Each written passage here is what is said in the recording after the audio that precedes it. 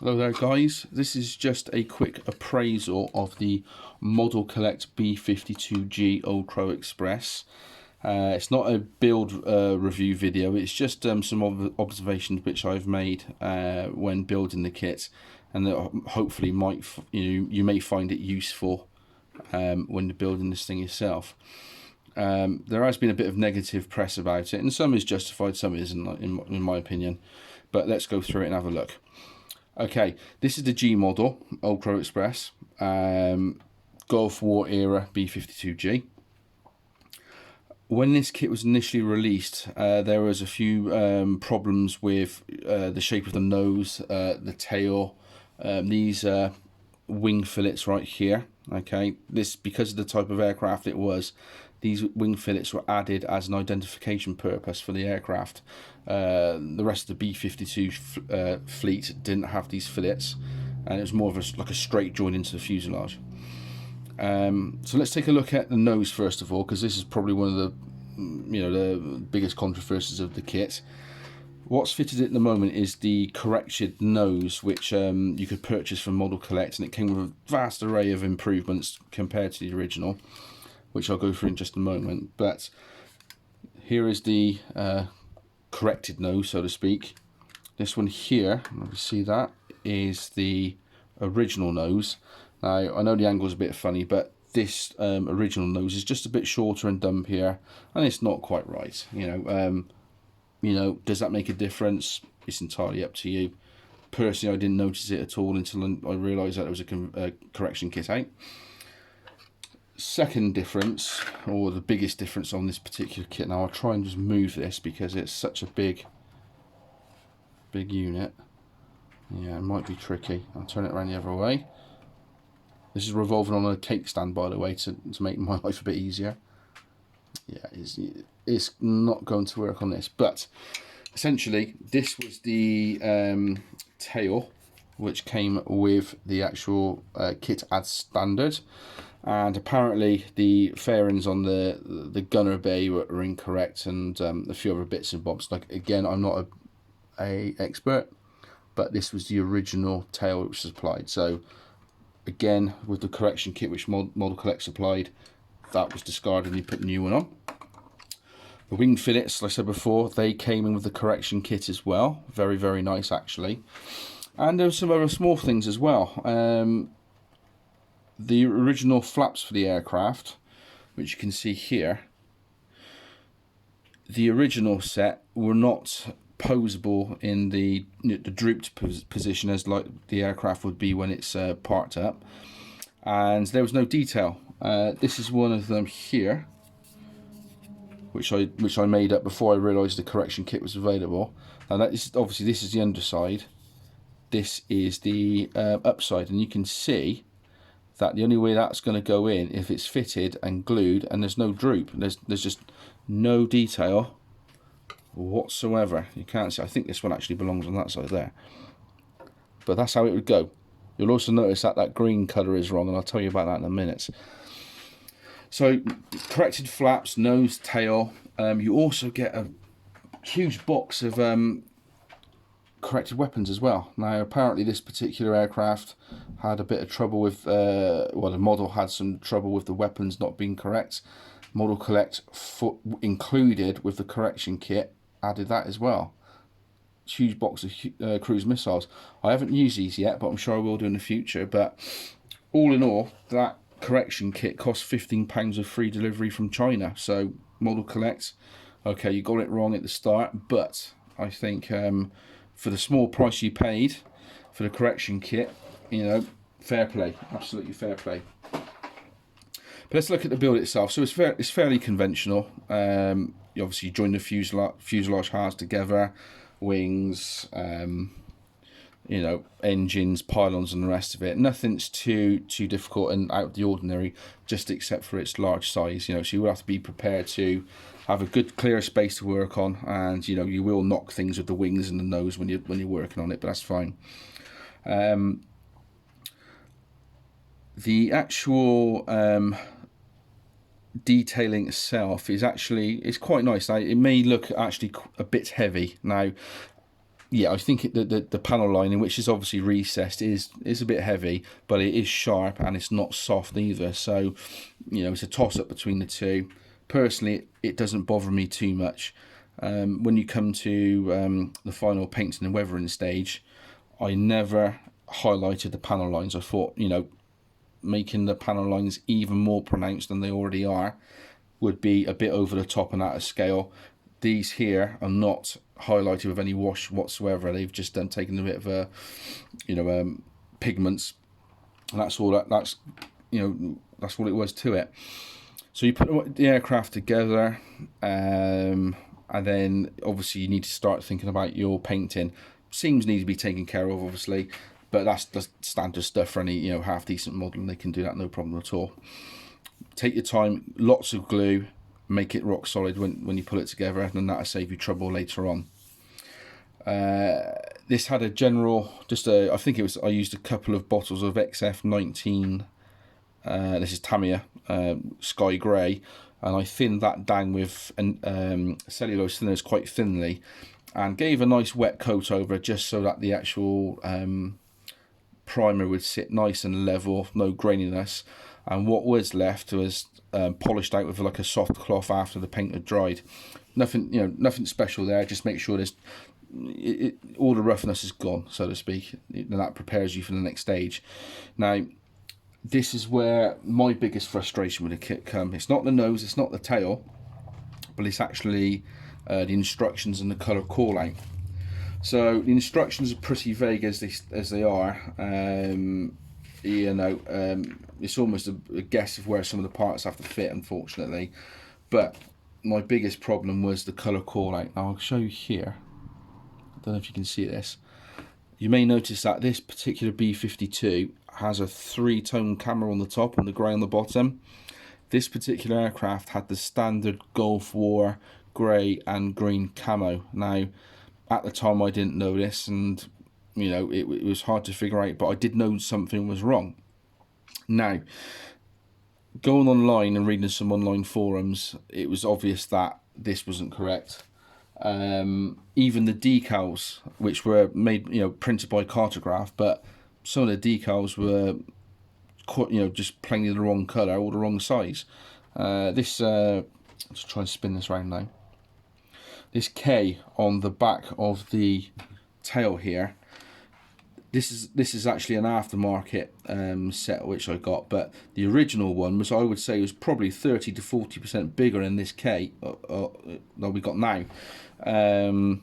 Too big. Turn it around again.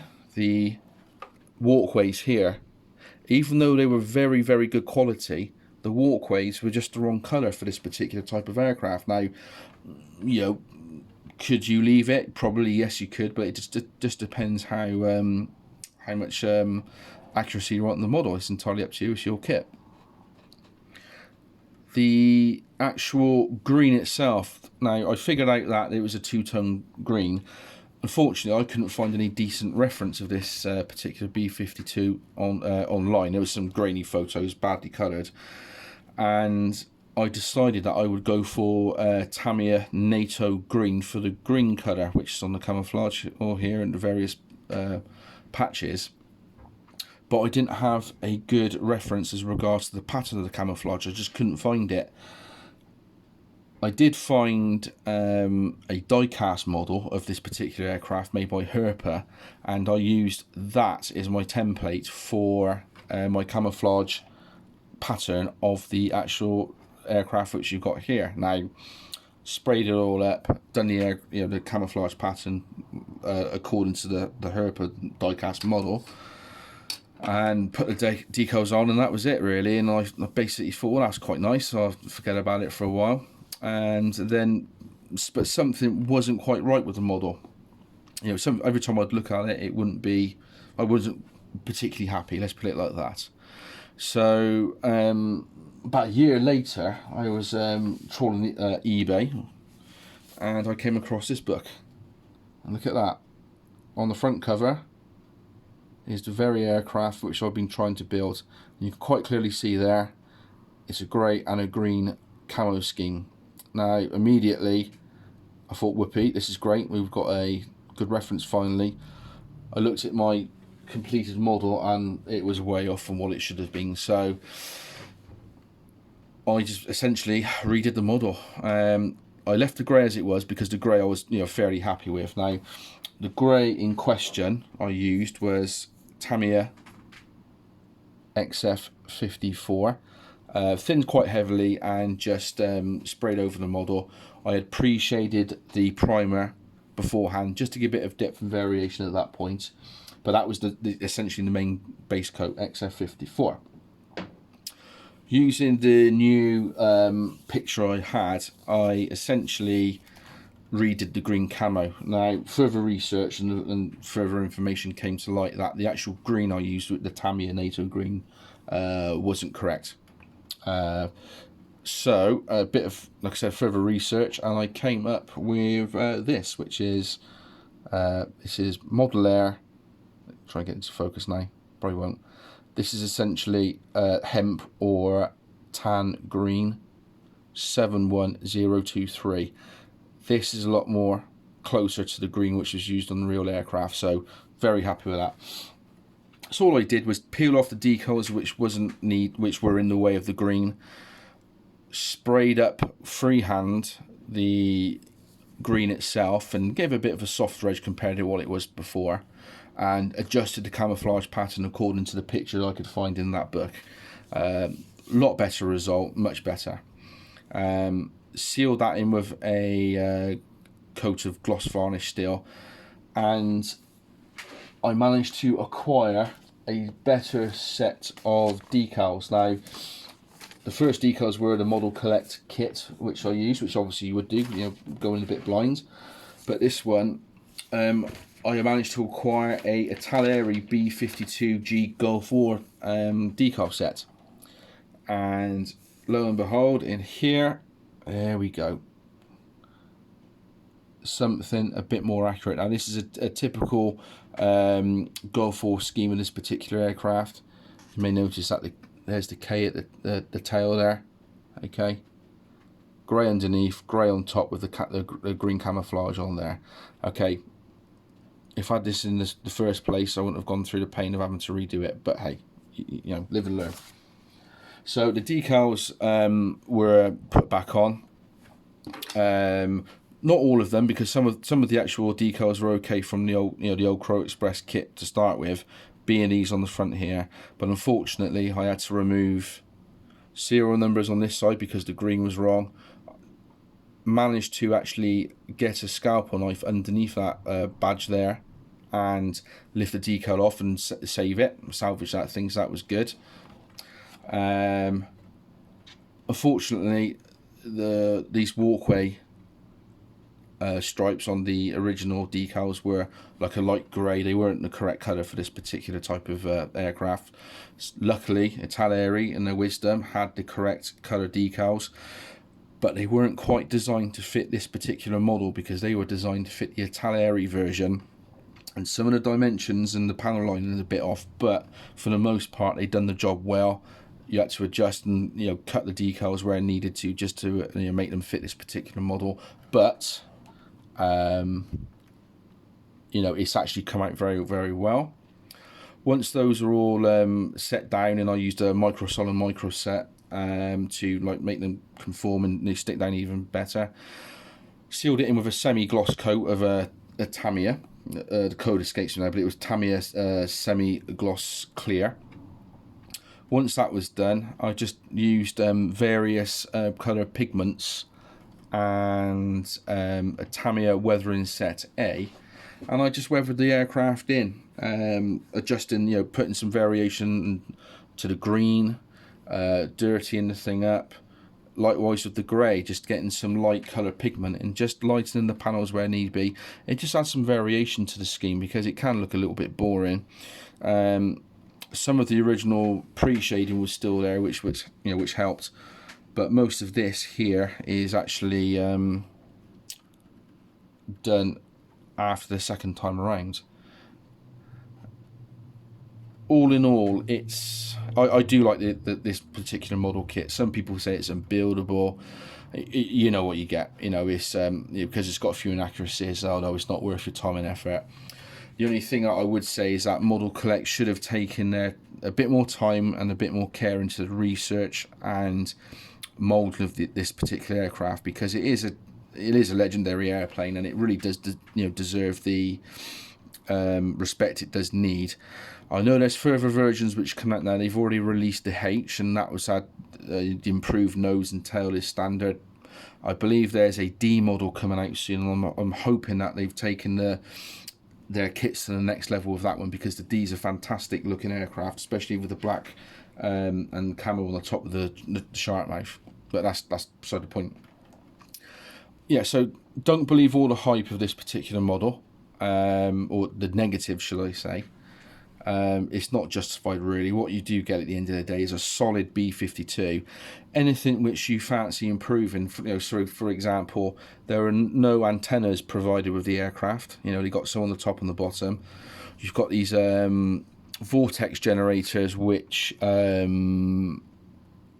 not present on this particular kit, or they're not very well done. Again, you could do your own. It's not a problem. All of these problems could be fixed by yourself if you so wish to put the time and effort into it, and it's worth it. It really is. It's just a question of how far do you go, and it's entirely up to you. So yeah, unfortunately I don't think they're doing the B-52G at the moment because of the initial production had a few problems. The H is still out there, absolutely. Price wise, I think you're going to be paying about £80 for this model. Maybe cheaper on on certain websites, which is great. I would go out and build one. If you've got the room for it, fantastic. If you haven't, hang it on the ceiling if your wife will let you, or your better half. But do it, and you will not regret it. Okay, I hope this helps, and please leave any comments and I'll answer your questions if I can. Okay, thanks.